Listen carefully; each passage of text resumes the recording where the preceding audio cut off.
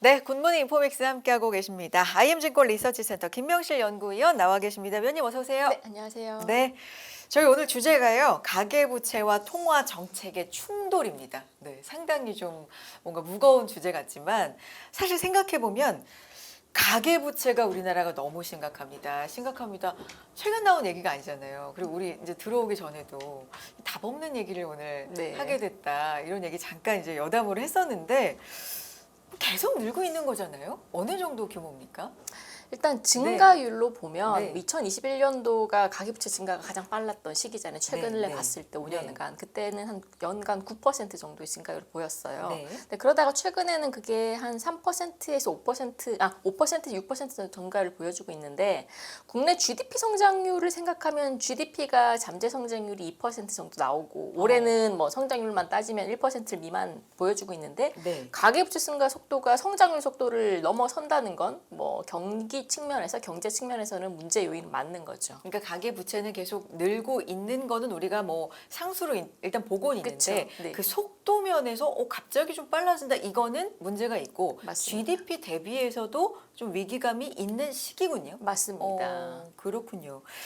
자, 그래서 일부 전문가들은 이 가계 부채를 단순히 빚으로만 보는 관점에서 벗어나야 된다. 뭐 이런 얘기도 사실 하거든요. 그래서 관점이 뭔지를 이렇게 보면 상당 부분 가계부채가 왜 생기지 보면 집을 산다는 거예요. 그러니까 집값이 너무 비싸니까 이거 뭐 현금 주고 내 돈 모아서 이렇게 사는 사람이 얼마나 될까? 이거 다 빚내서 집을 사는 건데 그렇게 생각을 하면 자산 형성의 과정으로 봐야 되지 않나? 뭐 이런 것도 이제 의견이긴 한데 가계부채 상황을 어떻게 평가할 수 있을까요? 일단 가계부채 내에서도 이제 네. 뭐 단순히 미국과 비교를 조금 해보면 네. 미국은 가계들의 비금융 자산과 금융 자산의 비중이 70대 30 정도예요. 그 이제 금융 자산이 70, 비금융 자산이 30 정도인 거죠. 금융 그러니까 자산은 금융에는 여러 가지가 있을 뭐 수 있지만 주식도 주식, 있고 채권도 있고 네. 뭐 저희가 흔히 아는 금융 상품들이 있을 수도 있는 거고 그런 게 70%. 그렇죠. 아. 비금융 자산은 이제 부동산 관련된 자산인 거죠. 네. 근데 이제 한국은 완전 반대예요. 비금융 자산이 75%, 금융 자산이 25%인 거죠.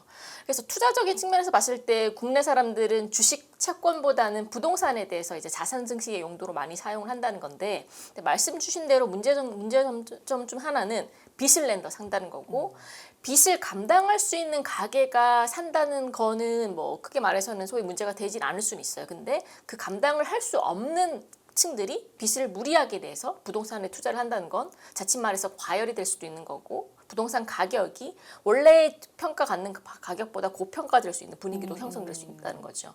뭐 그러면 이제 과도하게 올랐던 집값들이 어느 정도 경기 충격을 받으면 빠질 수도 있는 거잖아요.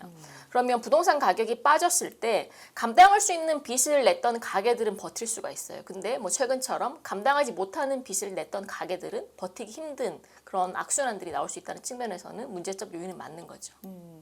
그래서 이제 최근에는 정부가 굉장히 의지를 가지고 이걸 좀 체질을 바꿔보겠다. 너무 부동산에만 쏠려 있는 걸 금융 자산 쪽으로 좀 돌려와 보겠다. 머니무브를 일으켜보겠다고 굉장히 좀 의지를 가지고 정책을 추진하고 있고 어떻게 보면 6억까지로 뭐 제한한 부분 이런 것도 상당히 좀 강하게 드라이브를 걸고 있는 부분이긴 하잖아요. 여기 지금은 이제 효과가 나타나고 있다고 하는데 이게 좀 어떻게 보세요? 속도를 좀 브레이크를 잡는데 큰 역할을 할 수 있을까요? 일단 당장 이제 6월 27일 날 규제가 도입된 이후부터는 사실상 이제 비대면 대출 관련된 부분들은 많이 막혔어요. 저희가 이제 집을 사고 싶어도 돈을 빌릴 수는 없는 거죠. 근데 그 동안에 그 전까지 뭐 토지 관련해서 선수요들이 한꺼번에 증가했던 시기들도 있었고 3, 4월 달에 그리고 DSR 도입을 앞두고 가게들이 먼저 땡겨서 대출을 그렇죠. 받았던 거죠. 그래서 그 효과가 아마 7월까지는 나올 수는 있다는 건데 이창용 총리도 그런 언급을 했어요. 그렇죠. 네. 맞아요. 근데 이제 앞으로 봤을 때 네. 뭐 6월 말에 규제 도입 이후에 한 2, 3개월 이후에 봤을 때는 가계대출 증가세는 산술적으로는 줄어들 수는 있어요. 왜냐하면 당연히 대출을 막았으니까 돈을 빌릴 수는 없겠죠. 이런 부분들은 아마 이제 통화정책적 측면에서도 조금 걱정거리를 덜어내는 요인인데 문제는 그렇다고 해서 그러면 가계대출 증가세가 꺾인다고 해서 부동산 가격 자체가 뭐 소위 말해서 지방이 아니라 서울 수도권 위주의 부동산 가격 상승세가 정체될 수 있냐의 문제는 조금 별다른 문제인 것 같아요.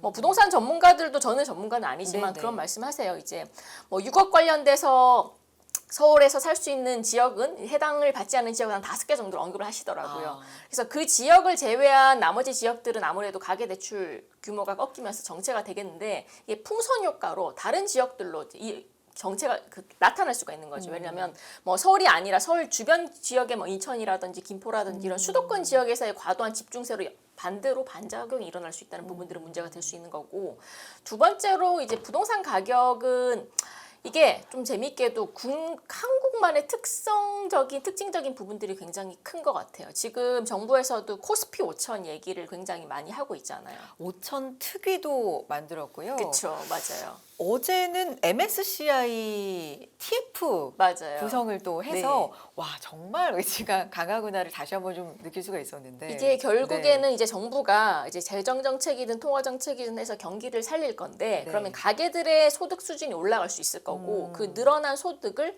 이전 같으면 부동산 쪽으로 이제 가계들은 집중을 시키겠죠. 근데 그 부분들을 차단을 해서 주식 쪽으로 우리가 그러니까요. 조금 경로들을 바꿔주겠다라는 정책인 거죠. 뭐 이게 성공하게 되면 지금 국내 주식 시장은 글로벌 시장이랑 비교해서 이제 뭐 되게 언더밸류를 받고 있는 부분들이 크잖아요. 뭐 상당 기간 저평가 구도가 조금 심각해졌고 그런 부분들이 조금 해소가 되면서 만약에 이제 부동산에 대한 집중도가 주식이라든지 다른 자산으로 바뀌게 된다면 미국처럼 금융자산의 비중이 뭐 75대 25까지는 아니더라도 뭐 25에서 적어도 50까지는 올라갈 수 있는 환경들은 좀 나오지 않을까라고 생각을 하고 있고요. 그러면 가계부채가 뭐 계속해서 너무 많다 우리나라가 가계부채 비중이 너무 높고 금액이 너무 크고 심각하다 이런 얘기만 할 게 아니라 그러면 높다 크다라는 건 이제 상수로 보고 이게 그때그때 좀 심각한 상황인지 아니면 비율적으로 약간은 잡히고 있는 건지를 볼 때 그걸 건전성이라고 이제 표현을 할 때 단순히 부채 규모만 보는 게 아니라 봐야 될 지표들이 있다면 어떤 게 있을까요? 뭐 저희가 흔히 아는 지표들 네. DSR, DTI 그리고 LTV 비율 같은 오. 부분들인 건데 결국에는 부채의 양이 아니라 부채의 질 자체가 괜찮은 거죠. 질. 그렇죠. 오. 그래서 이제 가계들의 가처분 소득 대비, 가계들의 연소득 대비 부채 상환 비율을 가지고 뭐 정부에서 규제를 하는 것도 그 때문인 거고요. 근데 이게 소위 뭐 일각에서는 지금 한국의 가계 부채 규모가 글로벌 대비해서는 작년 GDP 대비 한 91% 정도더라고요. 저도 찾아보니까. 그러면 랭킹으로 따지면 5위 정도예요.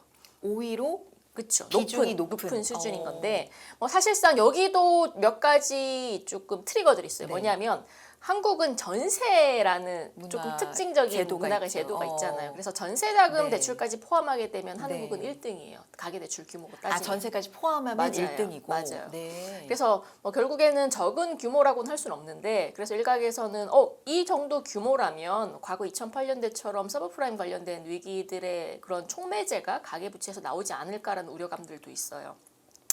근데 이제 저는 드리고 싶은 말씀이 분명히 이제 총량적인 측면에서는 굉장히 위협 요인은 맞는데 이제 퀄리티 측면에서 봤을 때는 미국 같은 경우는 서브프라임 대출뿐만 아니라 프라임 대출 내에서도 저소득 차이 비중 자체가 그러니까 LTV의 90%를 넘어가는 비중 자체가 20%를 차지를 했어요. 그러니까 굉장히 많은 레버리지를 당겼던 비중이 프라임 대출 내에서도 20%를 넘었다는 거죠. 근데 이거는 국내랑은 조금 다른 구조예요. 국내는 이제 이미 이제 수년 전부터 LTV랑 DTI, DSR 제도를 도입하면서 이런 소득 간의 그리고 계층 간의 분리를 가계대출 구조에서 완벽하게 했다는 거. 완벽하다는 표현은 조금 어렵겠지만 그래도 미국처럼 그렇게 서브프라임이라든지 프라임 대출에서의 LTV 비중이 높지 않다는 거죠. 그래서 그런 측면에서 봤을 때는 뭐 건전성 측면에서 뭐 과거의 미국만큼 위협한 수준은 조금 아니지 않을까라고 생각을 하는데 물론 이제 양적인 측면에서는 줄여야겠죠.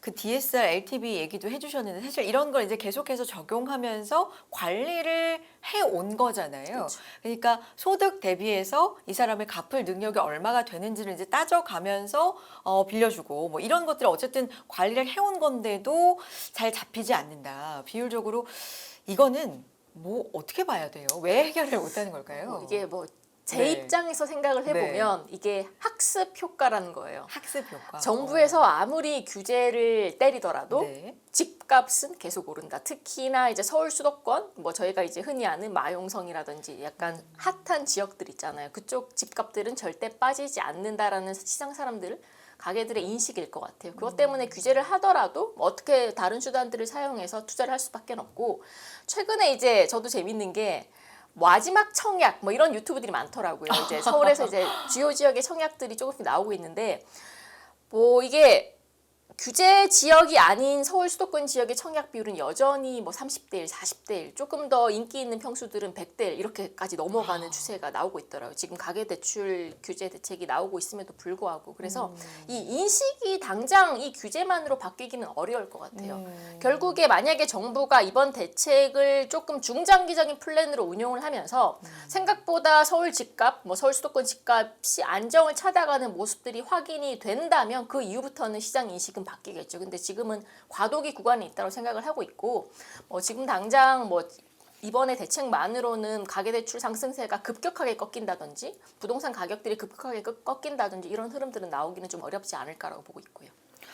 근데 위원님 사실 이제 부동산 시장에 쏠려 있는 것들을 조금 분산시키고 안정화를 시키겠다라는 거는 뭐 계속해서 이제 정부도 추구하는 바고 이거는 다들 공감하는 분들이 많을 것 같아요. 그렇지만 부동산 가격이 그래도 뭐 급격하게 빠진다든가 뭐 하락한다든가 이것도 경제는 당연히 좋은 게 아니잖아요. 그렇죠. 네.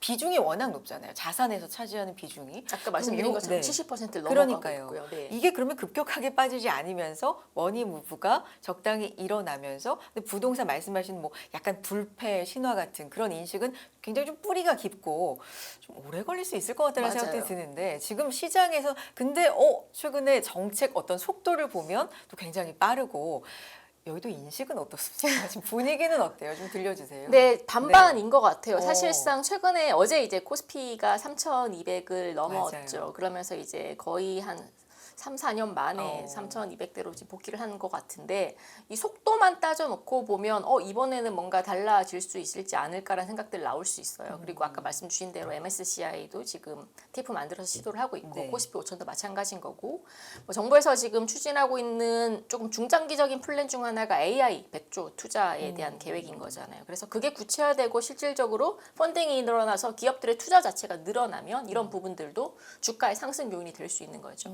그래서 그런 흐름들이 확인이 될지에 대해서는 사실상 반반이긴 해요.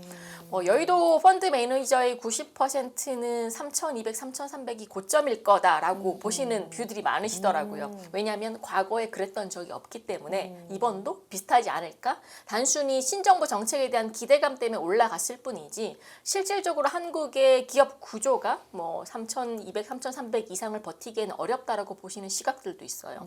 뭐 그런 측면에서 봤을 때는 지금 정부가 원하는 가계의 자금 흐름이 부동산이 아니라 주식으로 당장 옮겨가기는 어렵겠죠. 그래서 뭐 사실상 여의도 분위기만 놓고 보면 아직까지는 조금 반신반의하는 그런 컨센서스가 조금 대부분이라고 보시면 되실 것 같아요. 그렇군요. 그래서 정부에서 결국에는 AI 투자 관련된 정책들을 빨리 구체화시켜서 그리고 이런 자금의 조달 구조라든지 펀딩 구조들도 빨리 정착화시켜가지고 이런 구체화되는 모습들을 보여줘야 이게 3,200, 3,300에서 그 이상으로 갈 수 있게 하는 기대감들을 만들 수 있을 것 같아요. 그래서 지금 주가가 오르는 거에 대한 정책은 속도전일 것 같아요. 그래서 정부에서도 조금 빠르게 좀 뭐 그런 정책들을 진행시키는 분위기일 것 같고 여기다가 지금 아까 고민 중 하나는 그럼 이 상황에서 재정은 이전의 정부와 대비해서 굉장히 빠른 속도로 쏟아붓고 있는 상황인데 그럼 통화 정책은 어떡하지에 대한 퀘스천이 들 것 네. 같아요. 네, 지금 글로벌 국가들을 보면 재정이랑 통화 정책을 다 같이 쓰고 있거든요. 뭐 대표적인 예로는 독일이죠. 부채 브레이크 풀면서 정부 지출 늘리고 있고 거기다가 ECB가 기준금리 인하 굉장히 빠른 속도로 진행을 시키고 있고 그럼 한국 같은 경우는 지금 5월 달에 또 금리 인하를 했잖아요. 그러면서 이제 8월 달에 대한 인하 시그널들을 일부 주긴 했었는데 이런 기조에 대해서 조금 고민거리 중 하나는 가계부채에 대해서 지금 정부에서는 이거 잡으려고 여러 가지 규제 정책들을 내고 있는데 정부에서 금리나 이렇게 해버리면 결국에는 상충되는 거 아니냐. 겨우 정부에서 잡아놨던 부동산 대출, 부동산 가격들을 하느니 다시 푸는 게 아니냐 이런 비판들도 받을 수 있어요. 그래서 이번에 이제 7월달 금통에서 하는 총재의 멘트 중 하나는 뭐 그 부분들은 이렇게 하는데 인지를 하고 있다. 다만 정부 규제 때문에 부동산 가격의 대출 증가세가 둔화되는 게 확인이 되면 지금의 경기 상황을 봤을 때 그리고 미국의 관세 때문에 앞으로 한국의 수출이 나빠지는 걸 고려한다면 금리 인하를 해야 되는 부분들은 맞다라는 스탠스를 냈어요. 그래서 앞으로 7월 달, 8월 달까지 금통위 전까지 가계대출 증가세가 어느 정도 수축이 되는지가 굉장히 중요한 요인이지 않을까라고 보고 있고, 만약에 그게 확인이 되고 정부 재정정책이랑 통화정책이 같이 공조를 이룬다면 하반기에 생각보다는 경기가 괜찮을 수도 있다는 생각들도 가지고 있고요. 1% GDP. 맞습니다. 1%까지도 네. 어쩌면. 네. 이게 기계적으로는 1%까지는 올라가요. 왜냐하면 저희가 지금 올해 하늘이 본 게 0.8이잖아요. 네. 그리고 추경 1차, 2차 나오면서 1차당 한 차당 0.1%포인트 오른다고 어. 했어요. 그럼 두 차 했으니까 이제 1을 그러네요. 맞출 수 있겠죠. 근데 반대로 저희가 25% 관세액이 어떻게 될지 모르지만 이것 때문에 수출 경기는 아마 위축 속도가 굉장히 심화될 거예요. 비록 이제 7월 달 10일까지 수출은 잘 나오긴 했는데 이게 선수요적인 측면들도 굉장히 강하고, 거기다가 지금 건설 투자 반등 시점이 계속 밀리고 있어요. 직전에 5월 달에 한국은행에서 국내 건설 투자 회복 시점을 올해 연말 정도 봤었는데 7월 달 멘트에서 이것도 조금 잘 모르겠다, 더 더뎌질 수도 있다라는 발언이 있었어요. 그래서 두 가지 요인이 상충되는 거죠. 추경 때문에 민간 소비는 일시적으로 빵 하고 올라올 수 있는데 반대로 건설이라든지 수출 관련된 경기들은 위축될 수 있어서 누가 더 큰지에 대한 밸런스 게임이 되겠죠. 그렇군요. 보고서 얘기 조금 해볼까요? 위원님, 보고서에서 우리나라 근데 가계 대출 중에서 변동금리 비중이 55%를 넘어선다. 이게 좀 위험 요인입니까? 그렇죠. 네. 이게 결국에는 변동금리가 많다고 해서 위험 요인이 아니라 네. 시장 그러니까 가계 투자, 부동산 투자를 하시는 입장에서는 금리가 낮아지면 대출을 땡겨서 집을 사자. 그러니까요. 금리가 높아지면 대출하지 말고 집 사는 거 조금 보류를 하자. 이런 시각들이 네. 훨씬 더 강하게 형성될 네. 수 있다는 거죠. 그래서 오. 한국은행이 경기를 살리기 위해서 분명히 금리 정책을 펼치는 건 맞는데 이게 가계들의 대출 움직임이 굉장히 금리에 민감하게 영향을 받다 보니까 이쪽 눈치를 보지 않을 수 없어요. 오히려 해외 글로벌 중앙은행과 비교를 해보면 금융 안정에 대한 굉장히 민감도가 높아질 수밖에 없는 거라서 반대로 생각하면 경기에 대한 골드타임을 놓칠 수 있는 패착들도 있는 거죠. 미국과 단순히 비교를 해보면 미국은 변동금리 비중이 10%가 안 돼요. 네. 국내는 반면에 아까 말씀드린 대로 가계대출 내에서 변동 비중은 50%를 넘어서고 있고요. 그래서 이 부분들에 대해서 왜 한국은 개선이 안 되냐라고 봤을 때 저도 막 찾아봤어요. 왜 한국은 변동금리 대출에 대한 상품의 비중이 높지? 라고 찾아보면 이건 은행들의 조달 구조에 있는 것 같아요. 유럽이라든지 미국은 은행들이 MBS라든지 커버드 본드 같은 조달을 통해서 굉장히 장기 구조로 차원의 구조를 만들어내는 반면에 국내 같은 경우는 이쪽 상품의 시장의 발달이 좀 덜 돼 있다 보니까 은행채 발행이라는 좀 단기 구조의 차입 구조들을 선호를 하고 있어요. 그렇다 보니까 변동금리를 선호를 하는 거고, 미국과 유럽 같은 경우는 장기적으로 금리 운용을 할 수 있다 보니까 고정 관련된 상품들이 훨씬 더 많은 거고요. 그러면 이제 변동금리 자체가 문제라기보다는 변동금리 비중이 높으니까 통화정책을 올리고 내리고 할 때마다 이게 민감하게 영향을 받고 심리적으로도 그렇고 그게 시장에도 영향을 줄 수도 있고 이런 구조네요. 맞습니다. 그래서 좀 민감한 영향, 변동성 이런 측면에서 좀 위험하다라는 말씀이신데, 그럼 또 보고서 내용 중에서 가계대출 규모도 문제인데 통화정책 운용 측면에서도 더 골치 아픈 문제다. 그러니까 아까 말씀하신 부분하고 좀 일맥상통하네요. 맞습니다. 통화정책이 좀 시그널을 줄 수 있다. 이창용 총재도 이런 말씀을 하신 거예요? 네, 맞습니다. 이번 7월달 금통에서 네. 유독 가계대출 관련된 발언들이 굉장히 많았어요. 맞아요. 의사록을 열어보면 더 많겠죠. 네. 금통위원들 간에도 대치들이 많았을 건데 이번에 3개월 포워드 가이던스에서 인하 주장이 4분, 그리고 동결 주장이 2분 계셨어요. 네. 앞으로 봤을 때. 근데 동결을 주장하셨던 금융통화위원들의 공통적인 발언들이 가계대출 이거 아직 위험하다라는 발언들이었죠. 그래서 결국에는 이 두 분의 의견을 동결해서 인하로 옮겨가기 위해서는 가계대출에 대한 정체가 확인이 돼야 돼요. 근데 아까 말씀드린 것처럼 기존의 DSR, DTI 규제, LTV 규제 말고도 지금 6억이라는 한도가 생겼잖아요. 저는 굉장히 파격적인 정책이라고 생각을 하고 있어요. 사실상 살 수 있는 게 서울만 따져놓고 보면 거의 없다는 거죠. 돈을 빌려서 살 수 있는 게. 자산이 많으면 상관이 없겠지만. 그래서 그 부분들 때문에 가계대출 증가의 정체는 아마 나오지 않을까라고 생각을 하고 있고, 저는 조금 긍정적인 회로를 돌려보자면 3분기 말에서 4분기 정도에는 한국은행의 통화정책 멘트에서도 가계대출과 관련된 민감도가 이전 대비해서는 조금 줄어들지 않을까라고 생각을 하고 있고요.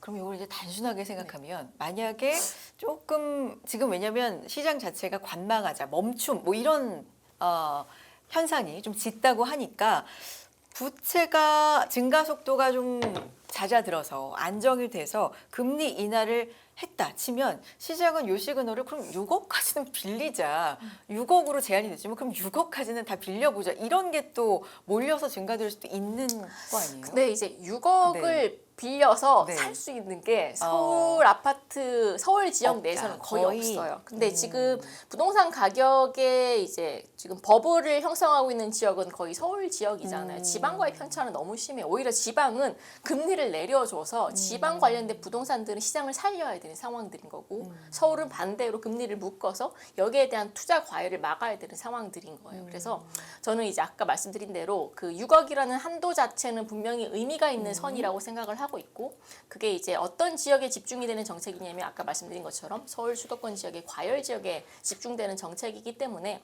분명 효과는 조금 나오지 않을까. 단순히 금리를 내린다고 해서 더 빌려서 부동산을 하자 이런 내러티브가 형성되기는 좀 어렵지 않을까라고 보고 있고요. 이 통화 정책이라는 게 진짜 뭐 생각할 게 진짜 많구나라는 생각이 드는 게 제가 올해 한 해만 그 금통위에서 했던 얘기들 중점적으로 그날 한 1시간 남짓 되는 이 기자회견에서 많이 나오는 질문이나 단어만 봐도 이번 포인트는 여기구나 알 맞아요. 수가 있잖아요. 맞아요. 네. 근데 어떤 금통위에서는 이제 어떤 때는 환율 얘기가 맞아요. 진짜 많이 나오고 어떤 때는 뭐 물가 근데 이번에는 이제 가계부채, 가계부채, 네. 부동산 뭐 이런 쪽이었기 때문에 이걸 다 생각하면 오르고 내리고에 좀 많이 힘들 것 같아요. 그러니까 경기를 생각하면 지금 내려야 되는 게 맞는 건데 맞아요. 약간 멈춰 있다는 거죠. 여기에 관세까지 맞아요. 더해진다면 앞으로 방향은 어떻게 봐야 될까요? 일단 앞으로 방향은 계속 완화 정책을 유지하는 건 맞아요. 이제 밑으로 가는 건 맞는데 그렇죠. 7월달 금통위에 이제 통화 정책 방향문이라는 스테이트먼트를 발표를 해요. 네. 거기서 앞으로 통화 정책을 중기적으로 어떻게 운용하겠다라는 마지막 멘트가 들어갔는데 거기서 이제 계속 반복적으로 나타나는 게 금리 인하 정책은 계속하고 추가적인 인하 시기와 폭도 계속적으로 살펴보겠다라는 멘트였어요. 인하 사이클은 계속적으로 연장성장으로 가져간다는 거죠. 근데 이제 말씀드린 것처럼 결국에는 그 상황에서 단기적인 시각에서 봤을 때는 가계대출 증가세를 의식하지 않을 수 없는 거고 민감도를 딱 기계적으로 얘 47%, 얘 30% 주면 좋은데 상황에 따라 다른 거고 이제 미래를 보고 운용을 해야 되는 거기 때문에 한국은행은 굉장히 복잡한 고민에 있는 거죠. 그래서 이제 그 전까지는 정부에서 이렇게 강력하게 가계부채에 드라이브를 걸지 않았기 때문에 훨씬 더 거기에 대한 민감도가 높았던 건데 아까 말씀드린 것처럼 일단 정부에서 규제를 냈고 그 상황들을 지켜봐야겠고 2, 3개월 안에 둔화세가 확인이 된다면 당연히 한국은행은 계속적으로 금리 인하를 가져갈 거고 근데 제가 말씀드린 거랑 반대로 그럼에도 불구하고 부동산 가격이 잡히지 않고 대출도 계속적으로 증가하며 물론 물리적으로 그럴 수는 없겠지만 그런 다르게 증가하면 한국은행도 8월 달이든 10월 달이든 금리 인하를 하기는 좀 어렵지 않을까. 그러면 국내 경제 입장에서는 최악이에요.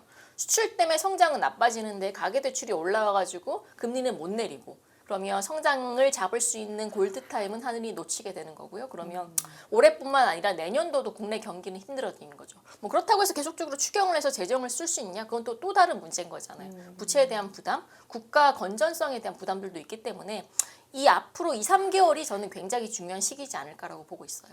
그래서 이창용 총재 발언 중에서도 해피엔딩일지 약간 물음표다 이렇게 확실한 대답은 안 한 게 향후 2, 3개월 데이터가 그래서 굉장히 중요할 것 맞아요. 같다. 네. 뭐 이런 얘기를 한 것 같고 유난히 또 뭐 서울 쏠림이나 부동산이나 교육 문제도 출산율 뭐 이런 것도 얘기를 좀 많이 해왔기 때문에 이런 부분도 그게 네. 또 재밌었죠. 네. 금통위에서 이제 뭐 오지랖이라고 이제 기자분이 말씀하셨는데 네, 아무튼 이번 한은 총재는 다양한 분야에 관심이 조금 많으세요. 맞아요. 근데 이제 그런 부분에 대한 얘기도 물론 있지만 네, 사실인 맞아요. 것 같아요. 네, 뭐 저희 입장에서는 좋죠. 여러 가지 저희들이 같이 고민할 수 있는 숙제들을 던져주셔서. 네.